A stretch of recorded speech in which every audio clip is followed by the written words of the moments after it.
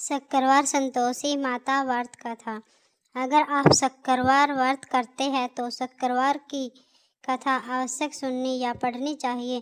ऐसा करने से माता की पूजा अर्चना संपूर्ण होती है। इस आर्टिकल में हम आपको संपूर्ण व्रत कथा के बारे में बता रहे हैं। आइए जानते हैं शक्करवार की व्रत कथा के बारे में।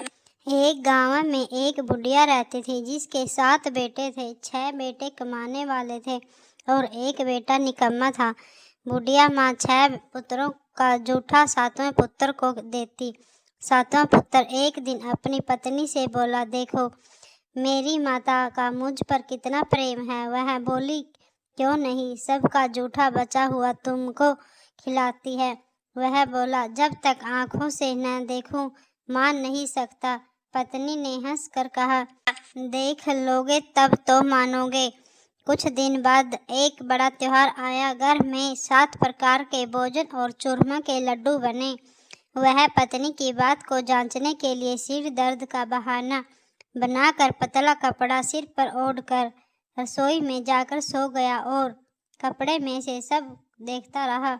6 भाई भोजन करने आए। उसने देखा माँ ने उनके लिए सुंदर सुंदर आसन बिछाए, 7 प्रकार की रसोई परोसी और आग्रह करके उन्हें भोजन कराती रही।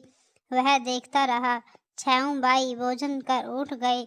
तब माँ ने उनकी 5 थालियों में से लड्डुओं के टुकड़ों को उठाया और एक लड्डू बनाया। जूठन साफ कर माँ ने उसे पुकारा, उठ बेटा उठ, तेरे भाइयों ने भोजन कर लिया, तुम भी उठकर भोजन कर ले। उसने कहा, माँ मुझे भोजन नहीं करना, मैं परदेश जा रहा हूँ। माता ने कहा, कल जाना हो तो आज ही जा। वह बोला, हाँ हाँ जा रहा हूँ। यह कहकर वह घर से निकल गया। चलते समय उसे पत्नी की याद आई। वह गौशाला में कंडे थाप रही थी। वहाँ जाकर वह बोला, मेरे पास तो कुछ नहीं है, यह अंगूठी है, सो ले लो और अपनी कोई निशानी मुझे दे दो। वह बोली, मेरे पास क्या है, यह गोबर भरा हाथ है। यह कहकर पत्नी ने उसकी पीठ पर गोबर के हाथ की थाप मार दी।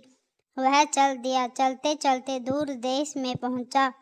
वहाँ एक साहूकार की दुकान थी। वहाँ जाकर बोला, सेठ जी मुझे नौकरी पर रख लो। साहूकार को नौकरी की सख्त जरूरत थी। साहूकार ने कहा, काम देखकर तनख्वाह मिलेगी। उसने कहा, सेठ जी जैसा आप ठीक समझे। उसे साहूकार के यहाँ नौकरी मिल गई। वह दिन रात काम करने लगा। कुछ दिन में दुकान का लेन देन, हिसाब किताब, ग्राहकों को माल बेचना, सारा काम करने लगा। साहूकार के 7-8 नौकर थे। वे सब चक्कर खाने लगे, लेकिन उसने अपनी लगन, परिश्रम और ईमानदारी से सभी को पीछे छोड़ दिया। उसे अपने किए का फल मिला। सेठ ने भी उसका काम देखा और 3 महीने में ही उसे मुनाफे में साझेदारी बना लिया। परिश्रम करते करते 12 वर्ष में ही वह नगर का नामी सेठ बन गया और सेठ अपना सारा कारोबार उस पर छोड़कर बाहर चला गया। इधर उसकी पत्नी पर क्या बीती वह सुने। सास ससुर उसे दुख देने लगे। गृहस्थी का काम करवाना, उसे लकड़ी लेने जंगल में भेज दे।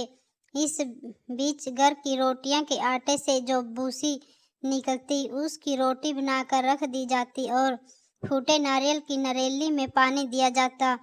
इस तरह दिन बीतते रहे। एक दिन वह जब जंगल में लकड़ी लेने जा रही थी तब उसे रास्ते में बहुत सी स्त्रियां संतोषी माता का व्रत करती दिखाई दी। यह वहां खड़ी होकर पूछने लगी, बहनों यह तुम किस देवता का व्रत करती हो और इसके करने से क्या फल होता है?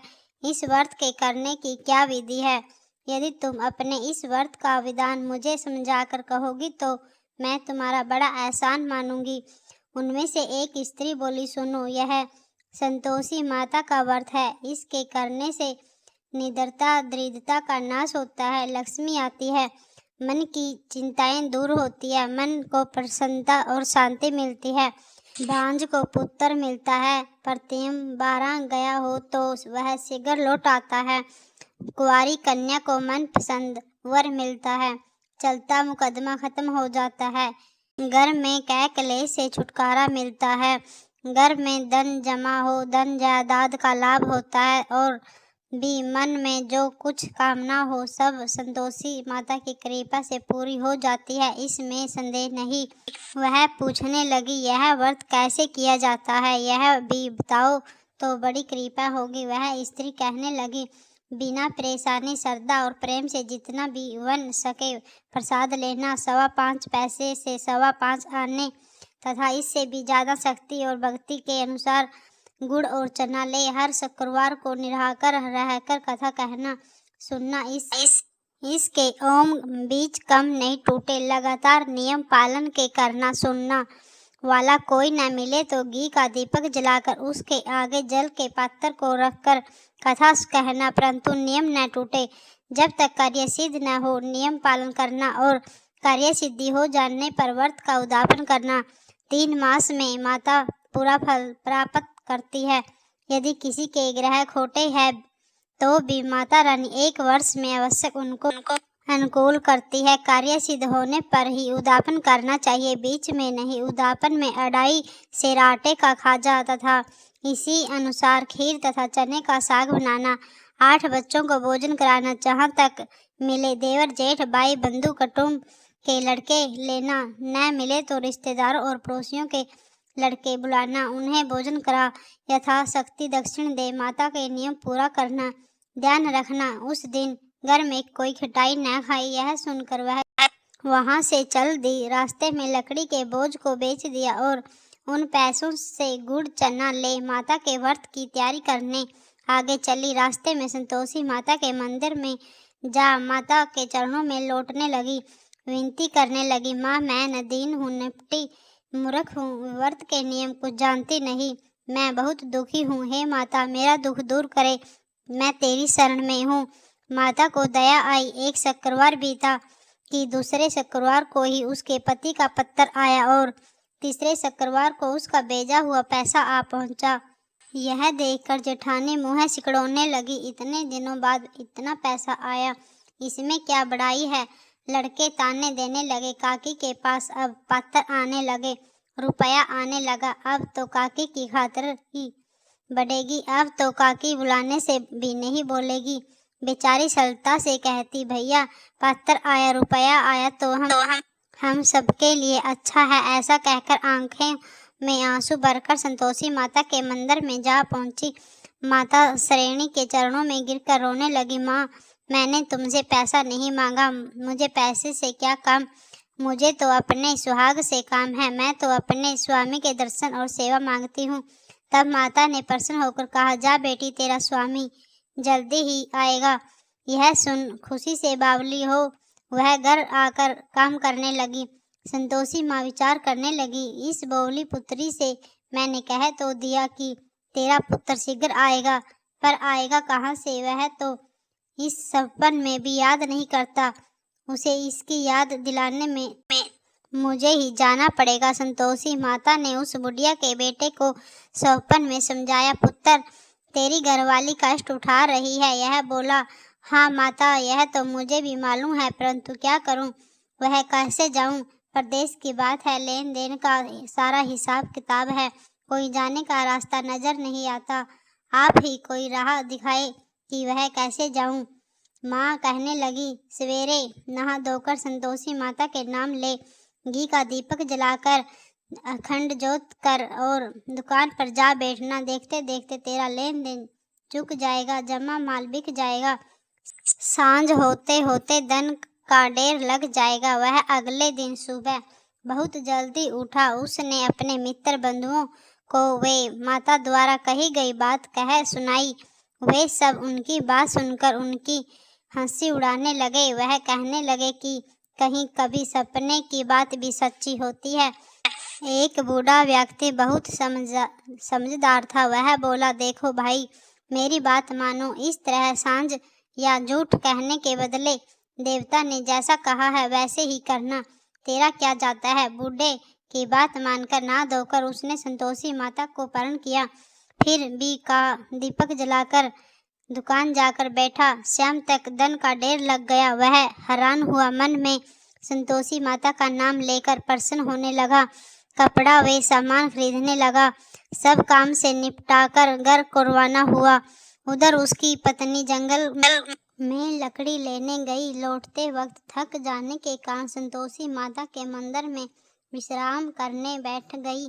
यह तो उसका रोज रुकने का स्थान था। धूल उड़ती देख उसने माता पूछी, हे माता, यह धूल कैसी उड़ रही है? माँ ने कहा, हे पुत्री, तेरा पति आ रहा है। अब तू ऐसा कर, लकड़ियों के 3 बोझ बना। एक नदी के किनारे रख, दूसरा मंदिर और तीसरा अपने सिर पर रख। तेरे पति को लकड़ी का गड्ढा देखकर मोह पैदा होगा। यह वहाँ रुकेगा, नाश्ता पानी बना खाकर माँ से मिलने जाएगा। तू लकड़ी का बोझ उठाकर जाना और बीच चौक में गड्ढा डालकर 3 आवाजें जोर से लगाना। लो सासू जी, लकड़ियों के गट्ठे लो, भूसी की रोटी दो, नारियल के खोपरे में पानी दो, आज कौन मेहमान आया है? यह सुनकर सास ने अपने दिए हुए कष्टों को भुलाने के लिए कहा, बहू, तू ऐसा क्यों कहती है? तेरा मालिक ही तो आया है।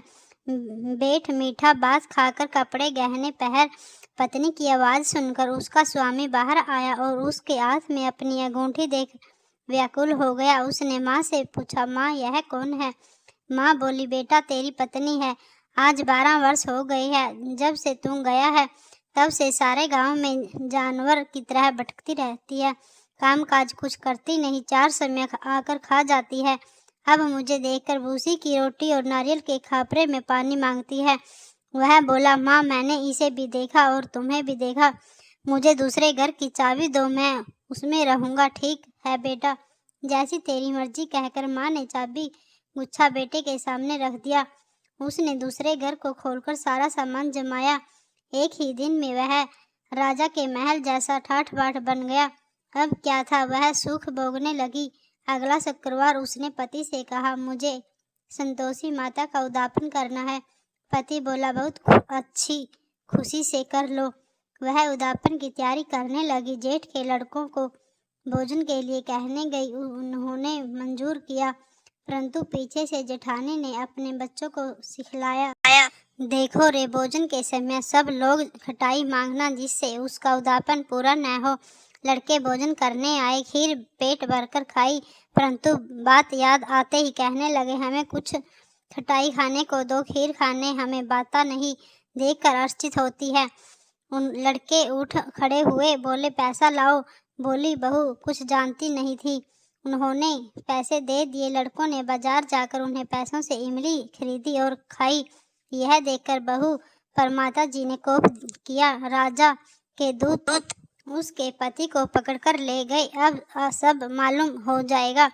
जब जेल की रोटी खाएगा। बहू से यह वचन सहन नहीं हुए, वह संतोषी माता के मंदिर में गई और कहने लगी, माता, तुमने यह क्या किया? हंसाकर क्यों रुलाने लगी। माता बोली, पुत्री, तूने मेरा व्रत भंग किया है, इतनी जल्दी सब बातें भुला दी। वह बोली, माता, भूली तो नहीं हूँ, ना कुछ अपराध किया है, मुझे तो लड़कों ने भूल डाला दिया, मुझे क्षमा करो। माँ बोली, ऐसी भूल भी कहीं होती है? यह बोली, अब कोई भूल नहीं होगी। अब बताओ मेरे पति कैसे आएंगे? माँ बोली, पुत्री, जा, तेरे पति तुझे रास्ते में ही आता मिलेगा। वह मंदिर से निकलकर बाहर आई तो रास्ते में उसे अपने पति आता हुआ मिला। उसने पूछा, कहाँ गए थे?